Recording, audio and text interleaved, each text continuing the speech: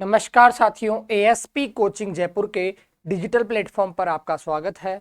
हम पढ़ रहे थे इंसेक्ट बॉडी वॉल के बारे में, जिसे इंसेक्ट की इंटीग्यूमेंट या फिर एक्सोस्केलेटन भी कहा जाता है। इसके बारे में आज हम चर्चा कर रहे थे। इसी चर्चा को आगे बढ़ाते हुए हम आज स्टार्ट करते हैं। इंटीग्यूमेंट के अंदर सबसे पहली लेयर हम पढ़ चुके थे क्यूटिकल के बारे में। आज हम पढ़ेंगे एपिडर्मिस या हाइपोडर्मिस। किसके बारे में पढ़ेंगे दोस्तों? एपिडर्मिस या हाइपोडर्मिस के बारे में पढ़ेंगे। तो देखिए, जो एपिडर्मिस है या हाइपोडर्मिस है, ये कौन सी लेयर होती है? वैसे तो हमने चर्चा कर ली थी, लेकिन आज नए सिरे से पढ़ने वाले तो उसको देख लेते हैं। ये जो यहाँ तक की जो लेयर है, ये तो कौन सी है? क्यूटिकल लेयर है। ठीक है, जो कि ये बीच वाली जो लेयर है, इसको बोला जाता है एपिडर्मिस या हाइपोडर्मिस। क्या कहा जाता है? एपिडर्मिस। क्या कहा जाता है?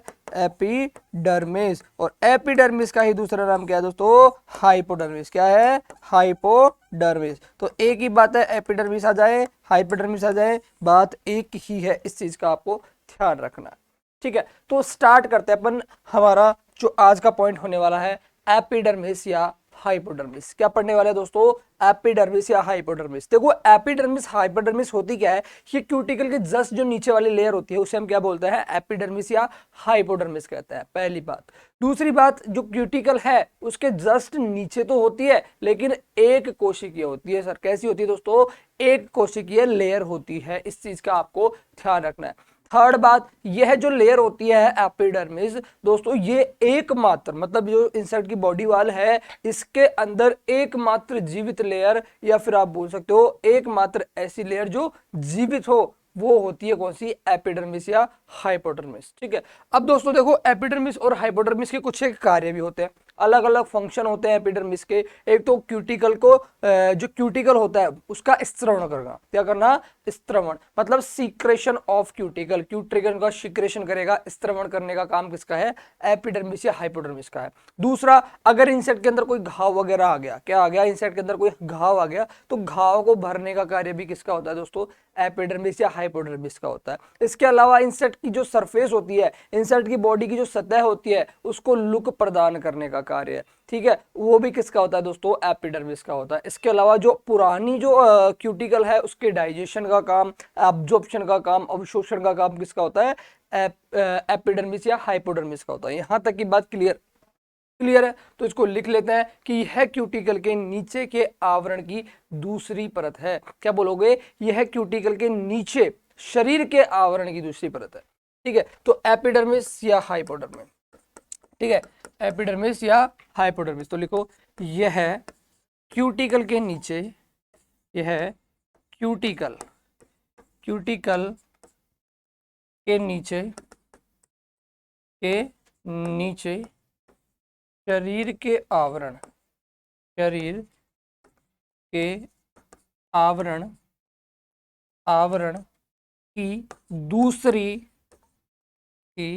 दूसरी परत है। क्या है? दूसरी परत है। इस चीज का आपको ध्यान रखना है। आपसे पूछा जा सकता है कि यह इंसेक्ट बॉडी वाल की कौन सी परत है? तो सेकंड लेयर है इस चीज का। पहली बात तो सेकंड लेयर है, इस चीज का ध्यान रखना है। दूसरी बात, ये किस परत के बाद पाई जाती है? तो क्यूटिकल के जस्ट बाद पाई जाने वाली लेयर कौन सी कहलाती है? एपिडर्मिस या हाइपोडर्मिस कहलाती है। यहां तक की बात क्लियर है? आगे चलते हैं। यह क्या दोस्तों? यह एक कोशिकीय सक्रिय लेयर होती है। इस चीज का आपको ध्यान रखना है। क्या? एक कोशिकीय सक्रिय अथवा शरीर के आवरण की एकमात्र जीवित परत है। तो लिखो, यह एक कोशिकीय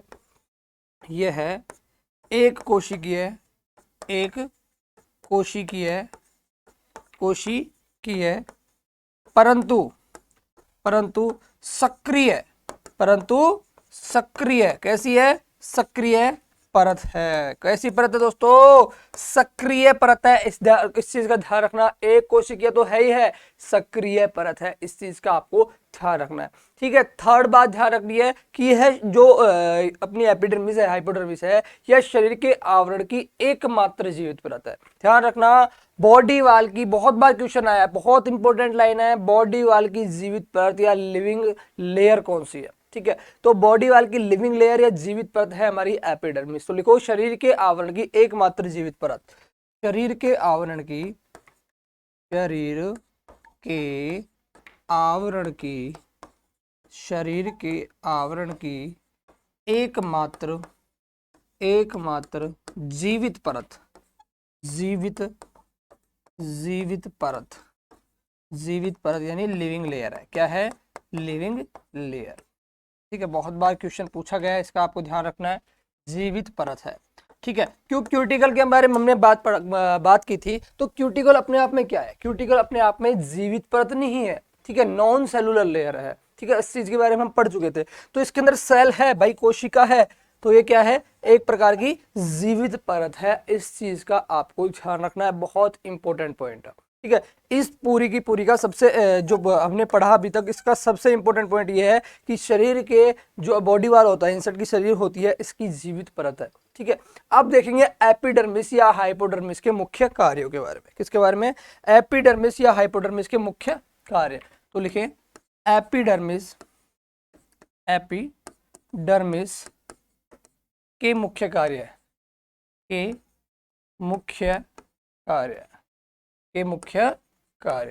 ठीक है, बहुत इंपॉर्टेंट पॉइंट है। एपिडर्मिस के मुख्य कार्य बहुत बार पूछे भी जाते हैं एग्जाम के अंदर, तो आपको इनको बहुत ही अच्छी तरीके से ध्यान रखना।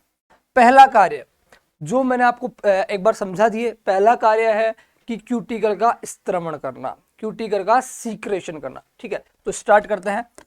क्यूटिकल का स्त्रवण या फिर बोल सकते हो आप सीक्रेशन। क्या बोल सकते हो? सीक्रेशन। क्यूटिकल का स्त्रवण या सीक्रेशन करना, ये किसका कार्य है दोस्तों? ये कार्य है हमारे एपिडर्मिस का। दूसरा, घाव भरना, वाउंड रिपेयरिंग। ठीक है, तो घाव भरना, ठीक है, इनके बारे में हम चर्चा कर चुके हैं। घाव भरना लिख दीजिए, वाउंड रिपेयरिंग, ध्यान रखना, वाउंड रिपेयरिंग यानी क्या होता है? घाव भरना। इसके अलावा गिव द सरफेस लुक। क्या? गिव द सरफेस लुक, ध्यान रखना, third point, give the surface look, मतलब जो सतह है उसको लुक देना। इसके अलावा एब्जॉर्प्शन एंड डाइजेशन, या लिख सकते हो digestion and absorption of old cuticle, ये मैं आपको समझा चुका हूं। ठीक है, यहां तक की हमारी बात कंप्लीट होती है। 4 मेनली इसके कार्य है, आपको 4 याद रखने, बहुत ज्यादा है वैसे तो, लेकिन मेनली एग्जाम में यहीं से क्वेश्चन आता है, जहां से अपने को एग्जाम में क्वेश्चन आ रहा है उन पॉइंट को देखना है। पहला, जो क्यूटिकल है उनका स्त्रवण करना, मतलब क्यूटिकल का स्त्रवण कौन करता है? सीक्रेशन कौन करता है? एपिडर्मिस। क्यूटिकल कहां से बन के आती है? एपिडर्मिस से बन के आती है, इस चीज का आपको ध्यान रखना है। दूसरी बात, घाव भरना, अगर इंसेक्ट के अंदर कोई चोट लग जाती है, कोई घाव हो जाता है, तो उसको भरने का कार्य है एपिडर्मिस का। दोनों पॉइंट बहुत ज्यादा इंपॉर्टेंट है। गिव द सरफेस लुक, तो जो इंसेक्ट की बॉडी होती है उसको सरफेस लुक या सतह का लुक कौन देता है? भाई जो सरफेस लुक कौन देगा? जो घाव भर रहा है, जो क्यूटिकल का निर्माण कर रहा है। क्यूटिकल सरफेस लेयर होती है, ठीक है, तो उसका निर्माण करने वाला ही क्या करेगा? सरफेस लुक देगा। इसके अलावा जो पुरानी क्यूटिकल होती है उसका एब्जॉर्प्शन एंड डाइजेशन करने का कार्य भी किसका होता है? एपिडर्मिस का होता है। तो ये कंप्लीट होती है हमारी एपिडर्मिस। अब बात करेंगे हमारी थर्ड लेयर के बारे में, और थर्ड लेयर कौन सी है? Basement membrane. कौन सी दोस्तों? Basement membrane. बेसमेंट मेम्ब्रेन के अंदर कुछ ज्यादा कुछ याद करने की जरूरत है नहीं, बाकी आप इतना ध्यान रखिएगा कि जो बेसमेंट मेम्ब्रेन है ये सबसे अंदर की लेयर होती है, सबसे आंतरिक व अकोशिकीय लेयर होती है। इस चीज का आपको ध्यान रखना है। क्यों आप अकोशिकीय याद ना भी करें तो काम चल जाएगा, क्योंकि हमने पढ़ा बॉडी वाल की एकमात्र कोशिकीय लेयर। हमने अब एकमात्र कोशिकीय लेयर किसको पढ़ा? एपिडर्मिस को पढ़ा। तो ऑब्वियसली बात है कि जितनी भी लेयरें बची हैं वो सारी की सारी क्या होंगी? अकोशिकीय होंगी। ठीक है, बाकी आप ध्यान रखिएगा कि यह कीट की झिल्ली की सबसे आंतरिक अकोशिकीय परत है, जिसमें मांसपेशियां जुड़ी हुई रहती है, जिसमें क्या है? मांसपेशियां जुड़ी हुई रहती है। ठीक है, बेसमेंट मेम्ब्रेन, और बेसमेंट मेम्ब्रेन को हिंदी में कहा जाता है आधारीय झिल्ली। क्या कहा जाता है दोस्तों? आधारीय झिल्ली। ठीक है, तो लिख लीजिए आधारीय झिल्ली। अब देखिए दोस्तों, आधारीय झिल्ली के बारे में लिख लें कि यह परत, या फिर आप बोल सकते हो झिल्ली, यह परत या झिल्ली कीट के शरीर की सबसे आंतरिक क्या है, सबसे आंतरिक मीन्स सबसे अंदर की, सबसे इंटरनल, क्या बोल सकते हो, सबसे इंटरनल, ठीक है, अकोशिकीय परत है जिसमें मांसपेशियां जुड़ी रहती है। सबसे आंतरिक अकोशिकीय परत है, अकोशिकीय परत है जिसमें मांसपेशियां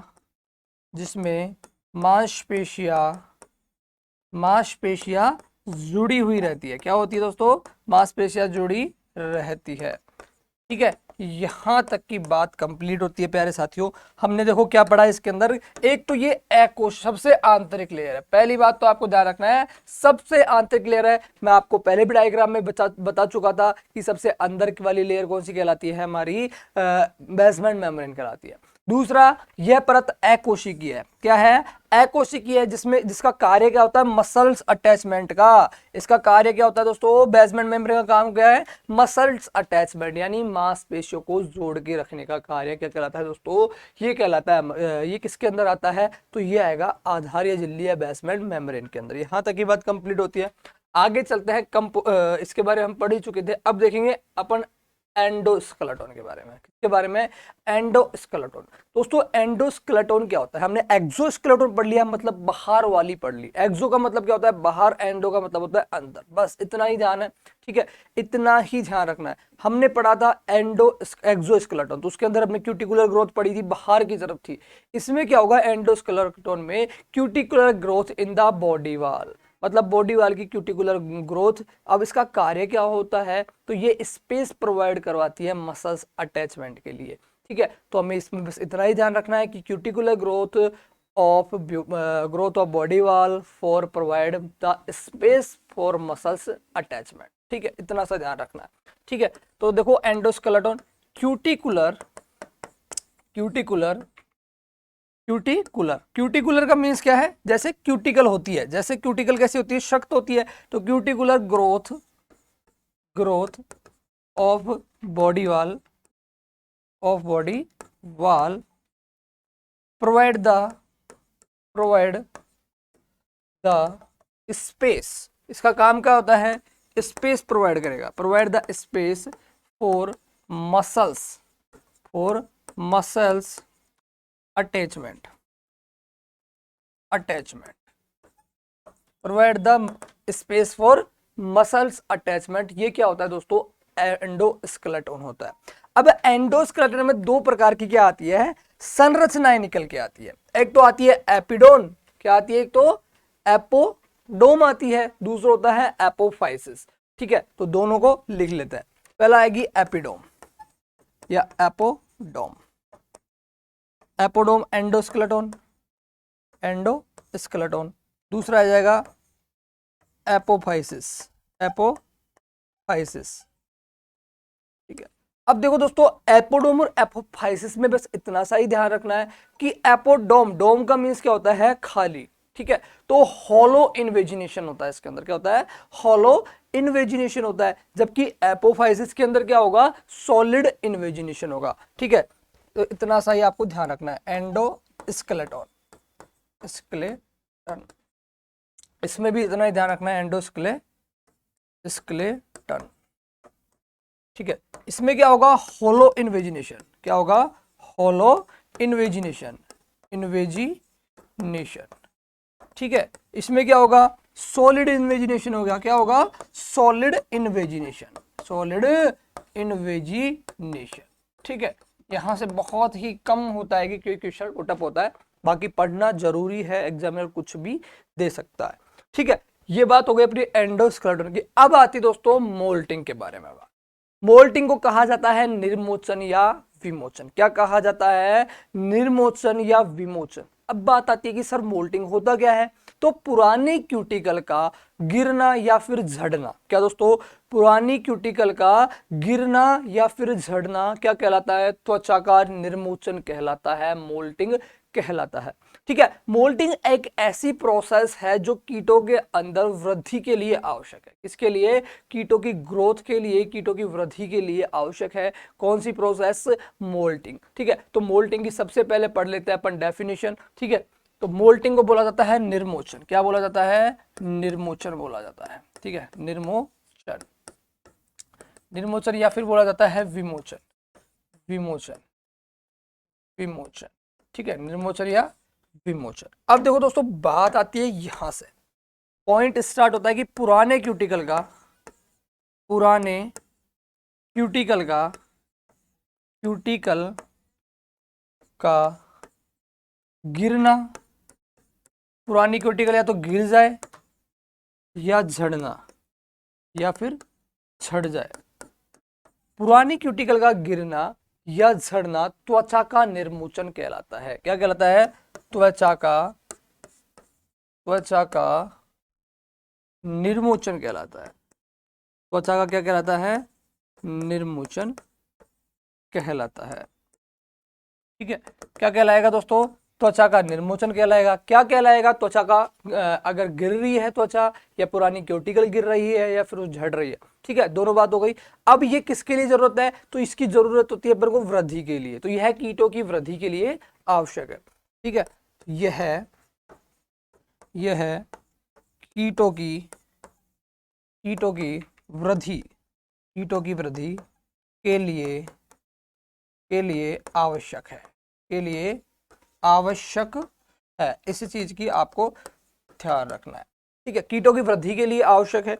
अब देखो, मोल्टिंग के अंदर ही कुछ टर्म्स आती है। क्या आती है? मोल्टिंग के अंदर ही कुछ टर्म आती है, जैसे एक्सुइवा क्या होता है। क्या दोस्तों? एक्सुइवा क्या होता है? तो एक्सुइवा एक ऐसे टर्म है, पहले लिख देता हूं आपको। एक्सुइवा क्या आती है? एक्सुइवा, एक्सुइवा, ठीक है, एक्सुइवा बोल सकते हो, या फिर आप इसको एक्सुइवा भी बोल सकते हो। ठीक है, क्या बोल सकते हो? एक्सुइवा। ठीक है, तो इसको इस तरीके से लिखा जाता है, एक्सुइवा। ओके, अब एक्सुइवा होता क्या है? देखो, इन टर्म्स को समझना जरूरी है। यहां से बहुत बार क्वेश्चन आता है कि एक्सुइवा क्या होता है। तो निर्मोचन के दौरान, क्या दोस्तों?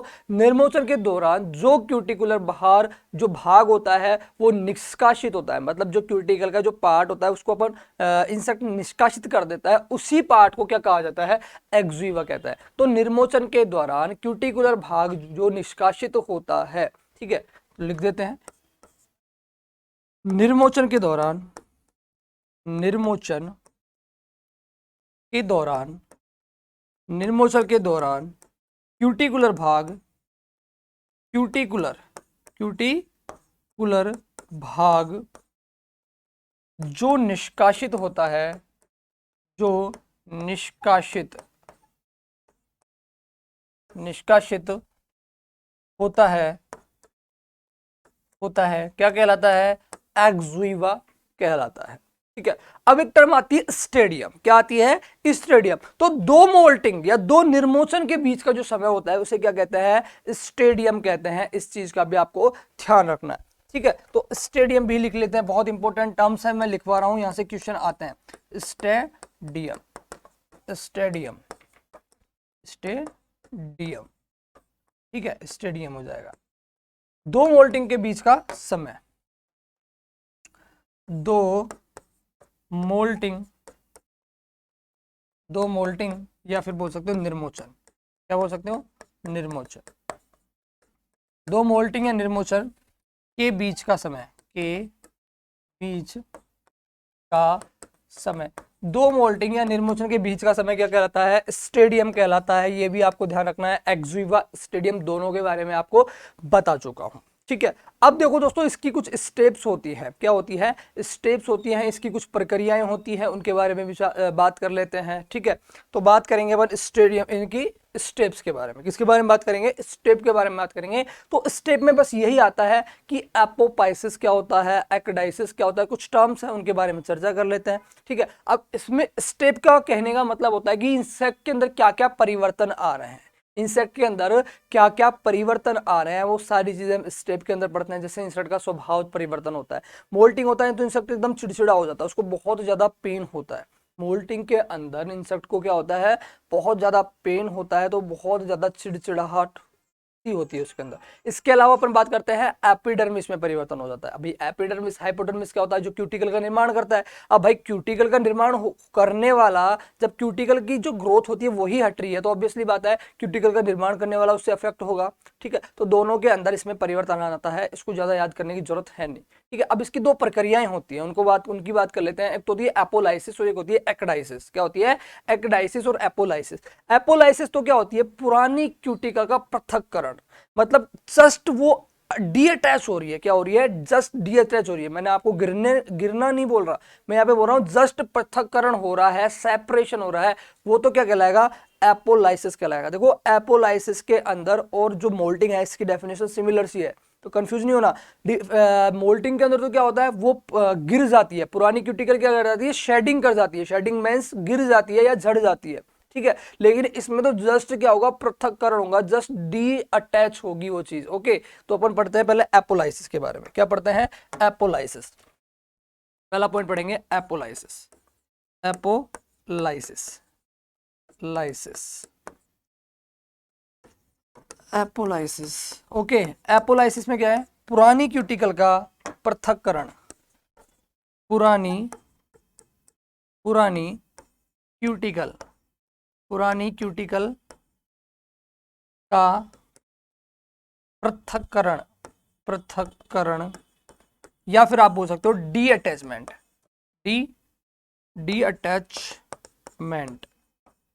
या फिर आप बोल सकते हो सेपरेशन। क्या बोल सकते हो, सेपरेशन। ठीक है, सेपरेशन, डी अटैचमेंट, पृथक्करण होना, तीनों में से कोई भी टर्म आपको दे सकता है। होना क्या कहलाता है, एपोलाइसिस कहलाता है। जस्ट अगर वो पृथक हो रहा है, ध्यान रखना, बहुत इंपॉर्टेंट टर्म है, बहुत बार कंफ्यूजन होता है। दूसरी आती है एक्डाइसिस। अगली टर्म क्या आती है, एक्डाइसिस। एपोलाइसिस लिख ही लिया हमने, अब बात करते हैं एक्डाइसिस के बारे में। किसके बारे में दोस्तों, एक्डाइसिस के बारे में बात करते हैं। और एक्डाइसिस क्या है, निर्मोचन की जो अंतिम स्टेप होती है एक्डाइसिस के नाम से कहलाती है। क्या कहा जाता है, निर्मोचन की अंतिम प्रक्रिया, अंतिम जो प्रोसेस होती है एक्डाइसिस कहलाती है। ठीक है, तो लिखिए निर्मोचन की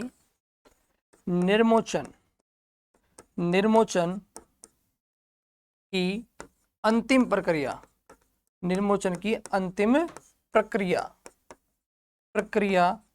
एक्डाइसिस कहलाती है। क्या कहलाती है, एक्डाइसिस कहलाती है। क्यों, अंतिम प्रक्रिया, इस चीज का ध्यान रखना है। ठीक है, आगे चलते हैं, formation of new cuticle. New cuticle का फॉर्मेशन होता है, इसमें कौन हेल्प करता है, कौन सा एंजाइम हेल्प करता है, इन सब चीजों के बारे में हम चर्चा करने वाला है। ठीक है, तो इसमें सबसे पहला पॉइंट आता है कि क्यूटिकल के सख्त होने की प्रक्रिया क्या कहलाती है। अगर क्यूटिकल सख्त हो रही है तो उसे हम कहते हैं स्क्लेरोटाइजेशन। क्या कहते हैं, स्क्लेरोटाइजेशन। अगर क्यूटिकल रंगीन होती है तो उसे हम क्या कहते हैं, मेलानाइजेशन। दोनों टर्म ध्यान रखना, बहुत इंपॉर्टेंट है। तो पढ़ लेते हैं। सबसे पहले पहला पॉइंट पढ़ेंगे कि क्यूटिकल के सख्त होने की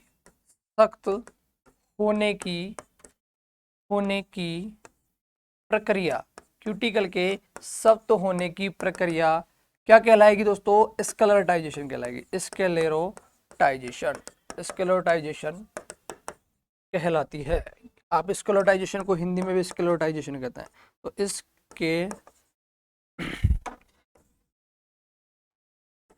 स्क्लेरोटाइजेशन कहलाती है।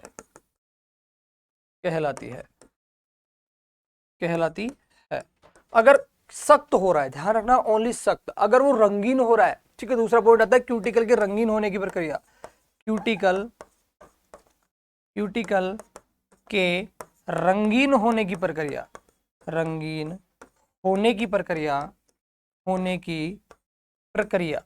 क्यूटिकल के रंगीन होने की प्रक्रिया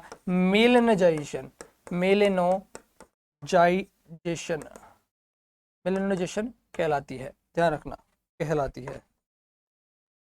क्या कहलाती है, मेलेनोडाइजेशन या फिर मेलेनोजेशन कहलाती है। दोनों एक ही बात है, मेलेनोडाइजेशन या मेलेनोजेशन।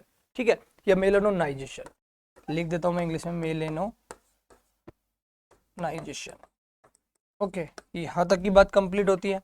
अब देखो कुछ एक क्या आता है, हमारे एंजाइम आते हैं जो हेल्प करते हैं किसके अंदर, इसके निर्मोचन में। तो एक ब्रूसिकन हार्मोन आता है, कौन सा आता है, ब्रूसिकन। तो ब्रूसिकन क्यूटिकल को गहरा रंग देता है, क्या करता है, गहरे रंग से संबंधित है, या क्यूटिकल के रंग को गहरा करने से संबंधित है। तो लिख देते हैं ब्रूसिकन हार्मोन। देखो पूछे जाते हैं कई बार ये हार्मोन्स, ब्रूसिकन, ब्रूसिकन हार्मोन, ब्रूसिकन हार्मोन क्यूटिकल के रंग को गहरा करने से संबंधित, किससे है, क्यूटिकल के, क्यूटिकल के रंग को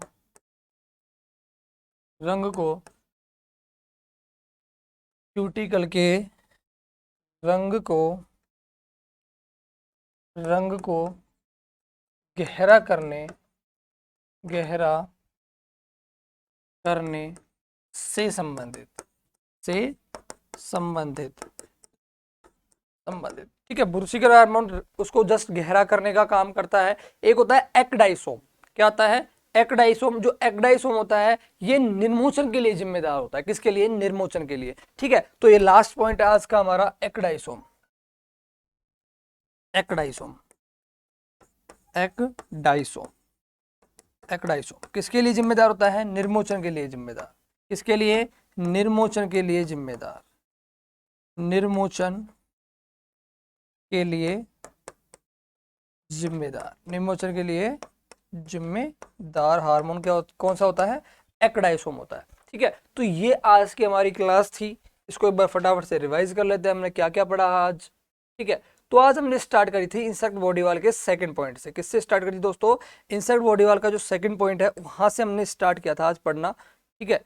तो एक बार फटाफट से इसको रिवाइज कर लेते हैं कि इंसेक्ट बॉडी वाल की जो सेकंड लेयर है उसको हमने पढ़ा था। तो इसको सेकंड, ये तो पूरा का पूरा क्या है, क्यूटिकल है, हम पढ़ चुके थे पहले। तो ये जो पढ़ा था ये एपिडर्मिस या हाइपोडर्मिस था। ये जो लेयर है सेकंड लेयर, ये एपिडर्मिस या हाइपोडर्मिस है। और नीचे वाली जो लेयर है इसे हम क्या कहते हैं, इसे हम कहेंगे बेसमेंट मेम्ब्रेन। क्या कहेंगे दोस्तों, बेसमेंट मेम्ब्रेन कहेंगे, ठीक है। तो आज हमने पढ़ा एपिडर्मिस या हाइपोडर्मिस। मैंने बताया क्यूटिकल के नीचे की दूसरी लेयर है, कौन सी लेयर है, दूसरी परत है, क्या कहलाएगी, एपिडर्मिस या हाइपोडर्मिस कहलाएगी। यहां तक मैंने आपको सबसे पहला पॉइंट बताया, यह एक कोशिकीय होती है। कैसी होती है दोस्तों, एक कोशिकीय लेयर है एवं सक्रिय परत है। इसके अलावा सबसे इंपॉर्टेंट पॉइंट इस चैप्टर का कि यह एकमात्र जीवित या लिविंग परत है, ठीक है। आपसे कई बार पूछा जा सकता है कि क्यूटिकल के अंदर कौन सी परत काइटिन है, या फिर आपसे क्यूटिकल पूछ सकते हैं बॉडी वाल के अंदर cuticle, epidermis, hypodermis, basement membrane, कौन सी इनमें से क्या है एक जीवित परत है। तो आपको ध्यान रखना है एपिडर्मिस या हाइपोडर्मिस दोनों क्या है, जीवित परत है। इस चीज का आपको ध्यान रखना है, लिविंग लेयर है। फिर मैंने आपको एपिडर्मिस के मुख्य कार्यों के बारे में बताया कि एपिडर्मिस क्यूटिकल का, नई जो क्यूटिकल है उसका स्त्रवण, मतलब जो न्यू क्यूटिकल है उसका स्वीक्रेशन का काम करती है। इसके अलावा वाउंड रिपेयरिंग, वाउंड का मतलब होता है घाव भरना, क्या होता है दोस्तों, घाव भरने का काम, ठीक है। इसके अलावा सरफेस लुक देने का काम, इंसेक्ट की बॉडी है उसको लुक देने का काम भी किसका होता है, सतह को लुक देने का काम एपिडर्मिस का होता है। डाइजेशन और digestion and absorption of old cuticle, जो पुरानी क्यूटिकल है उसके डाइजेशन का कार्य है एवं उसके एब्जॉर्प्शन का कार्य किसका है, एपिडर्मिस का है।